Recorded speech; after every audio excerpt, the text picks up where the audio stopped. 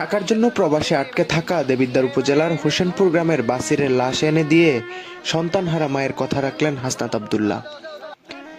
18 জানুয়ারি সন্ধ্যায় বাসিরের লাশ তার গ্রামের বাড়ি দেবিদ্বার উপজেলার জাফরগঞ্জ ইউনিয়নের হোসেনপুর গ্রামে এসে পৌঁছায়।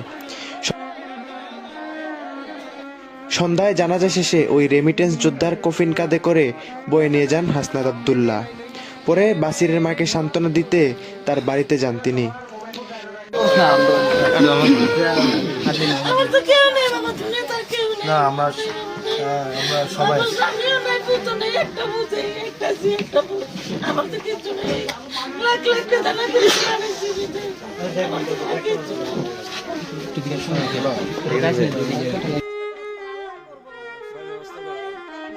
নিহত বাসিরের পরিবারের 7 লক্ষাধিক টাকা ঋণ পরিশোধ করার দায়িত্ব নেন এবং প্রতিবেশী এলাকার মানুষের কাছে তাদের পাশে থাকার আহ্বান জানান।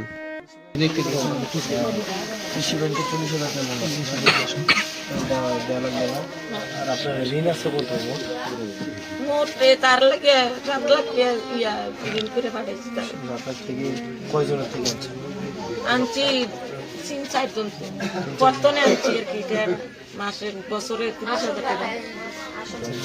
আমি কেমনে বললাম বাবা আমার মুখান্তন করেন না, আমার কিচ্ছু নাই বাবা, আমার তো কিচ্ছু নাই বাবা, আমার তো গেছে কাজ পাইছে না, দেখে আনছে মদিনা শুরু গেছে 1 বছর গেছে বাবা।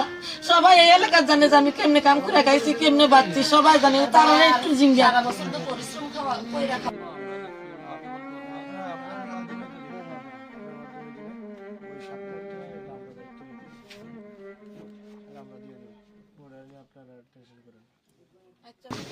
এবং কর্মক্ষম মানুষও কেউ নাই। আপনারা একটু দায়িত্ব নেবেন, যে দায়িত্ব মানে তো 3 বেলা এসে খাওয়াইতে হবে বিষয়টা এমন না, খোঁজখবর নেবেন কি করে না করে। তারপরে হচ্ছে ঈদ আছে, রোজা আছে, রান্না হয়েছে কিনা, ঠিকভাবে আছে কিনা, এটা মানুষেরও তো দরকার হয়।